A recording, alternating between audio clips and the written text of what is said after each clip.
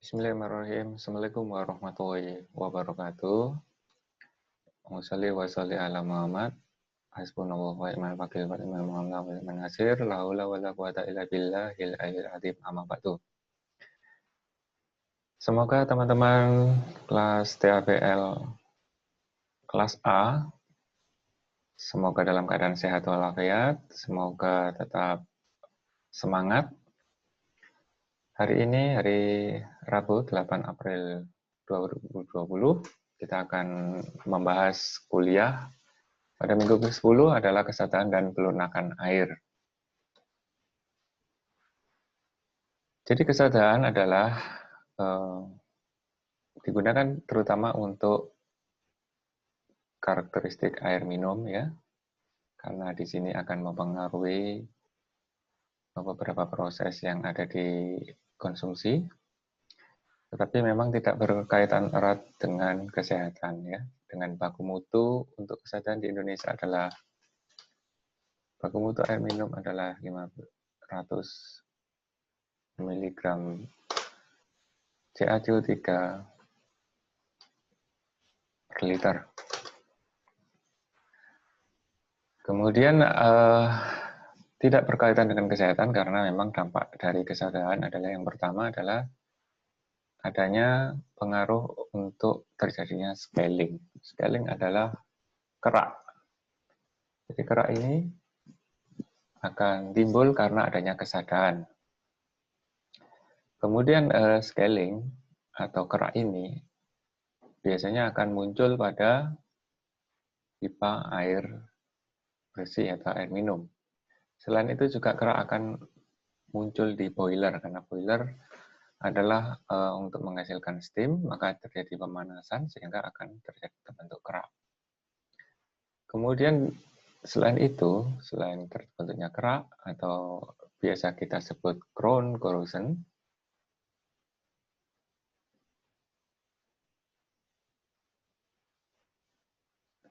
jadi kerak yang korosi yang tapi justru terjadi kerak ya, jadi kebalikan dari korosi yang biasanya.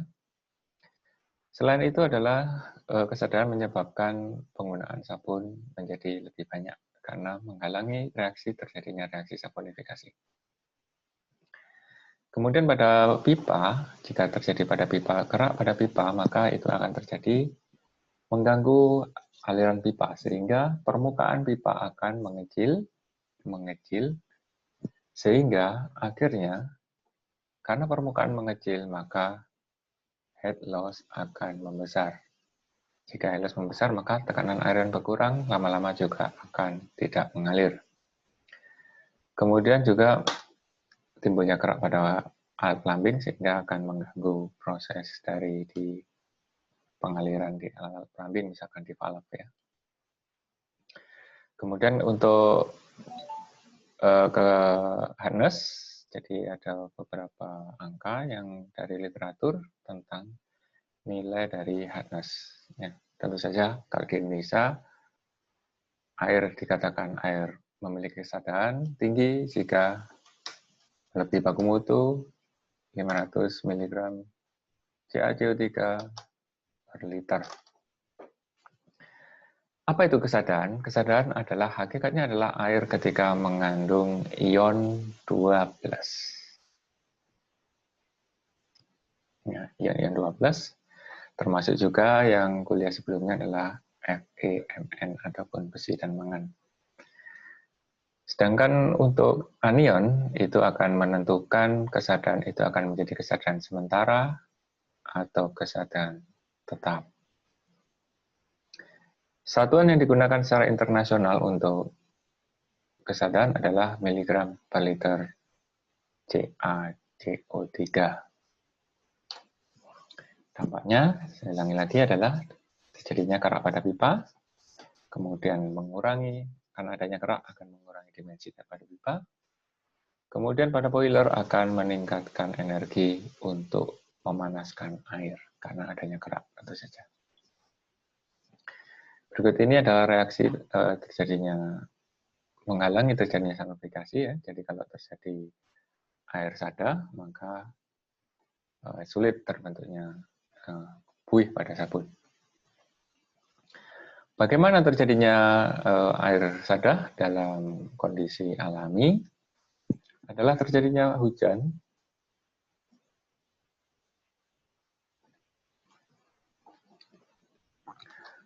apabila lapisan topsoil dari tanah mengandung humus yang tinggi atau bahan organik yang tinggi, maka terjadi atau dimungkinkan adanya bakteri yang beraktivitas untuk mendegradasi organik. Apabila secara aerobik maupun anaerobik, maka akan menghasilkan CO2. Ketika CO2 bertemu dengan air, akan terjadi reaksi menjadi CO3.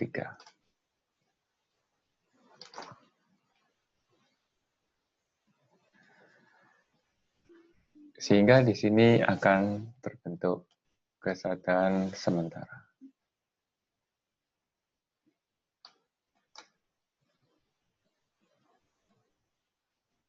Atau lebih mudah disebut biasanya adalah carbonate hardness.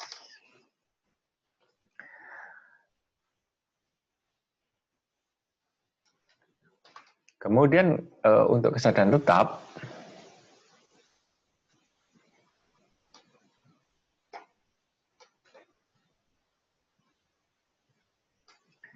atau biasanya disebut non-carbonate hardness, itu terjadi ketika adanya hujan asam. Mungkin teman-teman sudah mengetahui di kuliah pencemaran udara, hujan asam dimungkinkan terjadi adanya NOx ataupun SOx, sehingga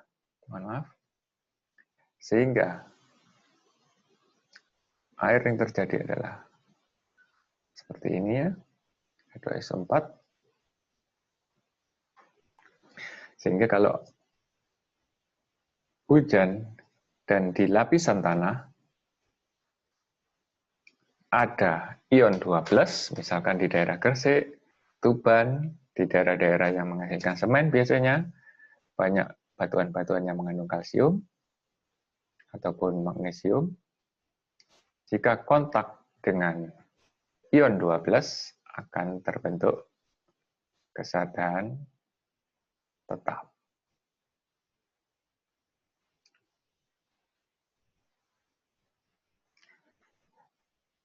Inilah yang terjadi ketika dalam kondisi alami sehingga air itu menjadi sadah. Sehingga ketika dikonsumsi, itu akan menghambat terjadinya ataupun menyebabkan terjadinya kerak pada teko ataupun pada panci ya.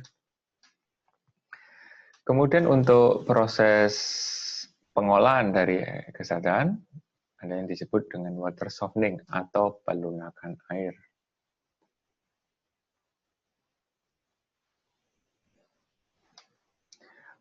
Pada proses water softening memang difokuskan pada pengurangan kesadaran untuk kalsium dan magnesium. Karena untuk kesadaran misalkan Fe dan Mn, pada pertemuan sebelumnya kita sudah membahas ini adalah dengan proses oksidasi. Sehingga pada literatur biasanya dipisahkan antara untuk pelunakan air antara Fe dan Mn dengan CaMG karena memang pengolahannya prinsipnya berbeda. Walaupun keduanya juga sama-sama ion penyebab kesadaran. Apa itu pelunakan air? Jadi pelunakan air adalah proses presipitasi dari kalsium dan magnesium dengan penambahan kapur dan penambahan soda. Kemudian opsi yang berikutnya adalah water softening adalah dengan ion exchange. Kemudian yang ketiga adalah dengan kontak ataupun penggunaan kontak dengan pasir ataupun kapur. Untuk pengolahan lebih detailnya tentu saja di kuliah unit proses fisik kimia, jadi bukan di TAPL ya. Di TPL kita hanya fokus untuk menghitung kebutuhan bahan kimia dalam proses pelunakan air. Proses-proses yang lain akan seharusnya dibahas oleh dosen-dosen di kuliah unit proses fisik kimia. Untuk pelunakan air, hakikatnya bisa dihilangkan dengan beberapa cara. Yang paling sederhana, untuk kesadaran sementara,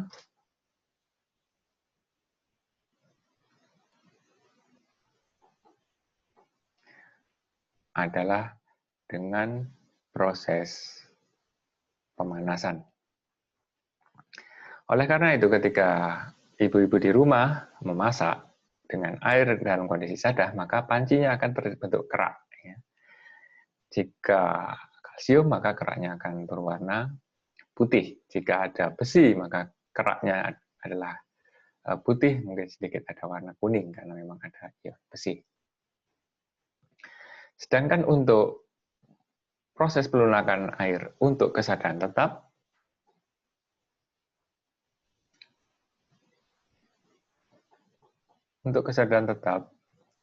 maka hal yang dilakukan adalah penambahan soda dan kapur. Kesalahan umum pada mahasiswa adalah seringkali menyatakan bahwa proses pelunakan air untuk kesadaran sementara menggunakan kapur dan untuk kesadaran tetap adalah menggunakan soda. Hal itu tidak sepenuhnya benar, karena untuk kesadaran tetap kalsium memang hanya memerlukan soda. Sedangkan untuk kesadaran tetap magnesium diperlukan soda dan kapur. Nanti lebih jelasnya akan pada slide berikutnya. Ini dampak dari adanya pH, pengaruh pH terhadap alkalinitas. Karena alkalinitas akan membentuk kesadaran sementara. Jadi konfigurasinya tentu saja teman-teman harus memperhatikan adanya ion-ion bikarbonat, ion-ion karbonat, dan tentu saja karbon dioksida. Kemudian untuk pelunakan air menggunakan pemanasan, memang pada hakikatnya pelunakan air bisa dihilangkan dengan pemanasan. Reaksinya bisa dilihat di sini ya. Jadi kalau ini kalsium bikarbonat, kita panaskan, akan kembali ke CO2 dan H2O sehingga terbentuk kerak.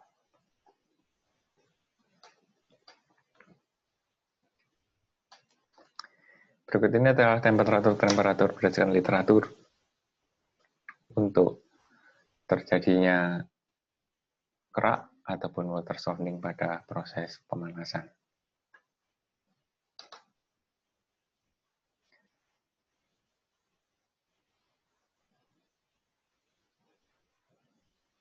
Reaksi yang terjadi pada reaksi pelunakan air yang pertama adalah tentu saja kesadaran itu dipengaruhi oleh kesadaran sementara ataupun kesadaran tetap. Untuk awal pembentukan kesadaran, maka ion-ion 12 akan berikatan dengan ion bikarbonat. Kemudian sisanya baru akan bereaksi dengan ion-ion yang lain, sehingga ini terbentuk kesadaran tetap.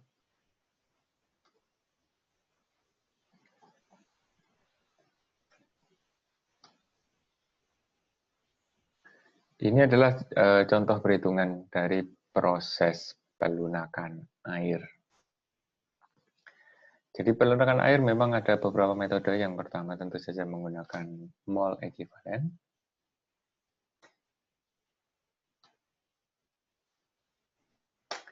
Dan juga menggunakan miligram per liter. Ini adalah contoh bar graph dengan perhitungan mol ekivalen. Mol ekivalen berarti kita mentimbangkan adanya ion valensinya. Jika 12, maka mol ekivalen tentu saja adalah atomic weight-nya atau berat atomnya dibagi dengan valensinya. Oleh karena itu, untuk kalsium, berat atomnya 40 dibagi dengan 2 valensinya, maka pembagi dari massa adalah 20, sehingga dihasilkan angka segini. Itu juga berlaku untuk perhitungan di anion. Ini tentu saja kesadaran sementara dan ini kesadaran tetap. Tetapi yang kita fokuskan tentu saja hanya ion-ion kesadaran. Tinggal nanti pasangannya kesadaran tetap atau menjadi kesadaran sementara. Kemudian untuk proses pelunakan air, ini adalah reaksinya. Tetapi teman-teman mungkin tidak perlu untuk betul-betul menghafalkan untuk reaksi kimianya. Jadi yang perlu diperhatikan adalah cara perhitungan yang lebih mudah. Untuk perhitungan yang proses pelunakan air akan saya sampaikan pada video yang bagian kedua untuk proses pelunakan air. Baik, itu saja untuk sementara. Video akan saya sampaikan pada bagian kedua, jadi untuk bagian satu akan saya akhiri sekarang. Terima kasih.